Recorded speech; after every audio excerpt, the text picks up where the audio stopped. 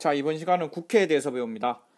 이제 헌법 중 기본권 부분이 끝나고 국가 운영 원리에 대해서 배우는데 그 첫 번째 국회입니다. 자, 이 동영상에서는 국회가 어떻게 구성되어 있고 국회가 하는 일에는 무엇이 있는지 이 두 가지를 배울 겁니다. 자, 일단 국회가 어떤 기관인지부터 살펴봅시다. 국회는 우리나라의 의회를 말을 하는 거죠. 우리나라의 의회 이름이 국회죠. 입법부. 그런데 이 우리나라 입법부인 국회는 크게 세 가지 일을 한다고 볼 수 있습니다. 첫 번째로 국민을 대표하는 기관입니다. 우리나라가 채택하고 있는 민주주의 형태가 간접 민주주의잖아요. 국민의 대표를 뽑아서 운영하는 민주주의. 그 국민의 대표가 바로 국회인 거죠. 그리고 두 번째로 입법기관입니다. 법을 만들기도 하고 통과시키기도 합니다. 우리나라는 의원 내각제적 요소가 들어있기 때문에 행정부도 법을 제출을 할 수 있지만 반드시 국회를 통과해야 법률안이 통과가 되죠. 그리고 세 번째로 국정통제기관입니다. 정부를 견제하는 역할을 하는 기관이죠. 정부를 감시하고 비판하기도 하고 또 예산안을 검토하기도 하고 이렇게 국민의 대표자로서 정부를 감시하는 역할을 하는 게 국회입니다. 자, 그럼 국회가 어떻게 구성되어 있는지 봅시다. 일단 국회는 의장 1명과 부의장 2명으로 이루어져 있습니다. 이 의장 1명과 부의장 2명은 국회의원들끼리 선출을 하죠. 그 결과 현재 지금 우리 바뀐 20대 국회에서는 국회의장 이 아저씨죠. 국회의장 정세균 의원이 뽑혔고 더불어민주당 정세균 의원, 부의장 2명은 이제 새누리당 심재철 의원, 이 사람이 두 번째 사람이 심재철 의원입니다. 그리고 세 번째 다른 부의장으로는 국민의당 박주선 의원이 뽑혔습니다. 이 정세균 의원은 이제 민주당에서 이제 더불어민주당 그전에 민주당 계열에서 쭉 정치를 하던 그런 국회의원이었고 DJ 시절부터 정치를 했었습니다. 이 심재철 의원은 그 1212 쿠데타, 전두환의 1212 쿠데타에 맞서서 서울의 봄이라는 민주화 운동이 전국 각지에서 일어났다고 했잖아요. 그때 그 서울의 봄 때 가장 많은 인파 속에서 그 인파를 이끌던 서울대 총학생회장 이었습니다. 여기서 뭐 딴 얘기를 더 하자면 이제 심재철이 그 당시 이제 서울에 엄청나게 많은 학생들, 그때 학생들이 엄청 많이 집결을 했어요. 전두환 정권에 맞서서. 근데 여기서 파가 두 가지로 갈렸어요. 심재철 파와 그 썰전에 나오는 유시민 있죠. 유시민파. 심재철은 이렇게 많은 학생들이 모여서 데모도 하고 했으니까 전두환 정권에 이제 보여줄 만큼 보여줬다. 이제 여기서 우리 물러나고 해산하자. 이런 파였고, 유시민은 아니다. 이대로 진격을 해서 본때를 보여줘야 된다. 이제 학생들이 이제 정부로 나가서 이렇게 본때를 보여줘야 된다. 뭐 이런 파였고, 결국 심재철 파가 이겨서 그 학생들이 다 해산을 했었습니다.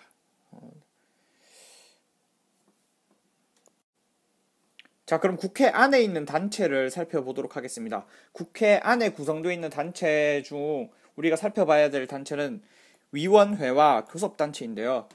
위원회는 뭐냐면 국회 안에 있는 부처 같은 거라고 보면 돼요. 예를 들어 정부 밑에 여성가족부도 있고 국방부도 있고 그렇잖아요. 마찬가지로 국회 밑에도 위원회가 있습니다.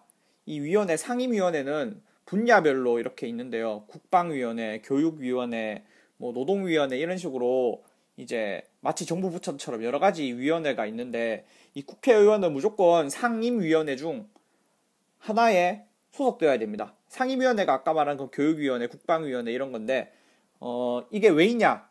이제 법안을 이제 통과를 시킬 때 상임위원회를 항상 먼저 거칩니다. 본회의보다. 본회의가 뭐냐면 그 TV에서 볼 수 있는 국회의원들 전부 다 모여서 하는 그 회의 있잖아요. 그게 본회의인데, 그런데 법안이 검토도 안 된 채로 다 이렇게 본회의에 올라오면 너무 비효율적이란 말이죠. 그래서 이 상임위원회에서 자신의 전문 분야로 이루어진 의원들, 상임위원회의 의원들이, 예를 들어 교육위원회 의원들이 모여서 상임위원회에서 먼저 그 법안에 대해서 검토를 하는 거예요. 이렇게 상임위원회를 거쳐서 통과가 된 법안이 본회의로 올라가는 거죠. 훨씬 이런 효율성과 전문성을 겸비하기 위해서 우리나라는 상임위원회를 두고 있고요. 특별위원회는 뭐냐면 이 상임위원회처럼 늘 항상 운영되는 그런 위원회는 아니고 특별한 일이 있을 때 이제 열리는 위원회예요. 예를 들어 국회의원 뭐이 사고를 쳐서 징계를 해야 된다. 이런 거는 이제 윤리위원회를 열어서 그 윤리위원회에 있는 사람들이 먼저 이렇게 심의를 하고 또 본회의로 넘기고 이렇게 하는데 그 특별위원회는 사실 뭐 그렇게 중요하진 않고요. 상임위원회를 기억해 둡시다. 상임위원회. 우리나라는 반드시 상임위원회를 거쳐야 본회의를 거쳐서 법안이 통과가 된다. 네. 교섭단체는 뭐냐면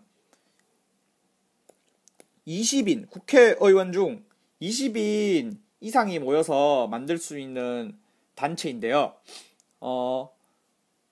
이제 보통 20인 이상이 국회로 올라간 정당이 교섭단체가 됩니다. 우리나라에는 지금 현재 교섭단체가 3가지가 있죠. 20석을 넘은 새누리당, 더불어민주당, 국민의당 이렇게 3개의 정당이 교섭단체가 되는데 정의당은 20석을 못 넘어서 교섭단체가 못 됐어요. 근데 교섭단체를 만들면 좋은 점은 뭐냐? 이 교섭단체는 국회 운영의 효율성을 위에 있는 단체인데요. 교섭단체가 되면 이 교섭단체들끼리만 모여가지고 하는 일들이 굉장히 많습니다. 예를 들어 어떤 회의가 있다 그러면 교섭단체만 부르는 거예요. 그러면 우리나라에서는 이제 새누리당, 더불어민주당, 국민의당 이 셋만 모여가지고 우리 셋은 교섭단체니까 논의를 하고 정의당은 빠지는 거죠. 정의당 배 아프겠죠. 20석이 넘어서 교섭단체를 못 만들었으니까.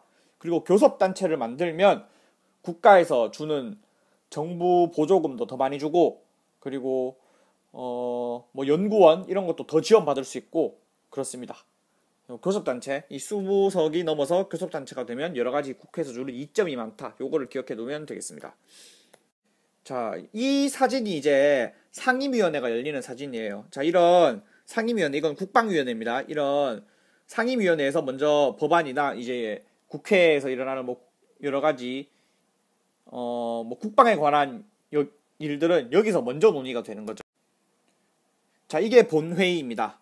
이 본회의에는 이제 국회의원 300명의 의원들이 모여서 이제 회의를 하는 거죠. 이 본회의를 통과를 해야지만 이제 국회에서 일어나는 여러 가지 뭐 법안이라든가 예산 통과라든가 아니면 뭐 청문회 통과라든가 이런 게 다 본회의를 최종적으로 거쳐야 되는 거죠. 자, 그러면 국회는 어떻게 운영되냐? 회의를 봅시다. 국회는 늘 항상 열려 있는 게 아니에요. 국회는 2가지 방식으로 열 수 있는데 정기회와 임시회가 있습니다. 정기회는 매년 한 번 무조건 열어야 되는 회의입니다. 이게 이제 9월에 열리는데요. 9월에 무조건 한 번 열어야 되는데 여기서 이제 우리나라 내년도 예산이 본격적으로 이렇게 논의가 되는 회의입니다. 임시회는 이 정기회가 아니더라도 대통령 혹은 국회의원 4분의 1 이상이 요구할 경우에 임시회의가 열립니다. 임시회는 이제 몇 월에 열리느냐에 따라서 이름을 불러요. 예를 들어 뭐 지금 열리면 6월 임시국회 이런 말을 들어봤을 거예요. 이렇게 필요한 일이나 법안이 있을 때마다 그때그때 임시회를 열어서 회의를 합니다. 그런데 이 회의는 기간이 있어요. 기간. 헌법에 이 기간이 나와 있는데 그걸 뭐 외울 필요는 없고 이 회의를 이제 그 기간 안에 끝내야 되는 거죠. 그럼 이 회의에서 의결 방식, 어떤 안건을 통과시키는 방식은 재적의원 과반수가 출석을 해야 됩니다. 300명 중에 과반수가 본회의에 출석을 해야 된다는 거죠. 그리고 그 출석 의원 중 과반수가 찬성을 해야 이제 통과가 됩니다. 이게 기본 방식입니다. 법안을 통과할 때도 법률을 통과할 때도 이 방식을 따릅니다. 하지만 뭐 예외적으로 이제 이 방식이 아닐 때도 있어요. 예를 들어 대통령 탄핵이라던가 헌법 개정이라던가 이런 거는 훨씬 더 엄격한 방식을 택하고 있습니다. 이 회의는 세 가지 원칙을 지켜야 됩니다. 회의 공개의 원칙. 국회 회의는 국민에게 공개됩니다. 늘 국회 TV나 아니면 인터넷 등으로 볼 수 있죠. 그리고 직접 방청도 할 수 있습니다. 국민들이. 자, 그 다음 회기 계속의 원칙. 이거는 뭐냐면 아까 선생님이 이제 정기회나 임시회가 열리면 그 기간 안에 이제 못 넘기면 끝난다고 했죠. 그런데 이 회의 안에 처리 못한 안건이 있는 거예요. 어떤 안건을 올렸는데 그게 회의 안에 못 끝났어요. 그러면 그거는 다음 회의가 열리면 자동적으로 그 안건이 상정이 되는 겁니다. 그게 회기 계속의 원칙이고, 일사부재의의 원칙은 뭐냐? 일사부재의의 원칙은 회의가 열렸어요. 예를 들어 6월 임시국회가 열렸어요. 6월 임시국회에서 A 법안이 상정이 됩니다. 근데 그 A 법안이 통과를 못했어요. 국회의원들이 과반수 이상의 찬성을 안 했어. 그러면 그 안건은 부결된 거죠. 그런데 그 부결된 안건을 같은 회의 안에 또 상정하는 거는 금지되어 있는 겁니다. 그러면 그 안건을 또 상정하고 싶다.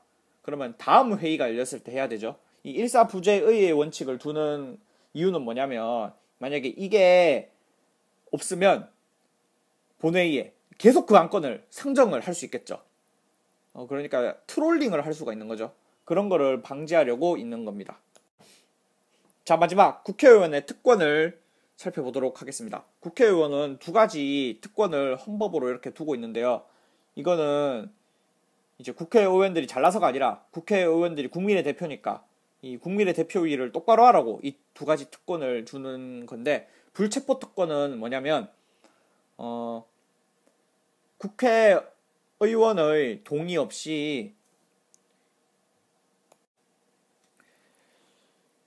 회기 중에 이제 그 의원이 체포되거나 구금될 수 없습니다. 그러니까 지금 회의 중인데 회기가 열려 있는데 임시국회 중이에요. 그런데 이제 어떤 의원을 이제 검찰이 붙잡고 싶은 거야. 그렇다 하더라도 국회의 동의가 필요하다는 거죠. 이 불체포 특권은 왜 좋냐? 이제 국회가 하는 일 중에 중요한 일이 국정감시 역할이잖아요. 그런데 이제 경찰이나 검찰은 행정부 소속이잖아요. 그렇기 때문에 행정부가 어떤 국회의원이 너무 마음에 안 드는 거야. 얘를 어떤 꼬투리 잡아서 잡아가두고 싶어. 그럴 때 이제 부당한 탄압을 안 받도록 불체포 특권을 두고 있는 거죠. 자, 그리고 두 번째 면책 특권은 뭐냐? 국회 안에서 한 발언은 민형사상의 책임을 지지 않습니다. 예를 들어 내가 국회의원인데 국회에서 어떤 뭐 기업인을 명예훼손을 하는 발언을 했어요. 그렇다 하더라도 국회 안에서 말했으면 민형사상의 책임을 안 집니다. 이거는 뭐냐면 이제 국회가 정부를 감시하고 또 이 권력자들을 감시하고 이런 역할을 해야 되잖아요. 그런데 그러려면 소신 있는 발언을 할 수 있어야겠죠. 그렇기 때문에 면책특권을 준 거죠. 소신 있게 국회 안에서는 발언을 하라고. 이 국회 안에서는 어떤 소리를 하든 민형사상의 책임을 안 지는 거죠. 예를 들어 뭐 국정원의 엄청난 비밀을 알아서 뭐 비판을 하고 싶어. 그런데 이 면책특권이 없으면 이 국회에서 그런 발언을 했어요. 그러면 이제 이게 뭐 국가보안법이라든가 면책특권이 없으면 국가보안법이라든가 아니면 뭐 이적죄라든가 뭐 이런 죄목에 걸려서 뭐 잡힐 위험도 있단 말이에요. 그렇기 때문에 면책특권을 줘서 국회에서 소신 있게 발언을 하라고 이 특권을 둔 거죠.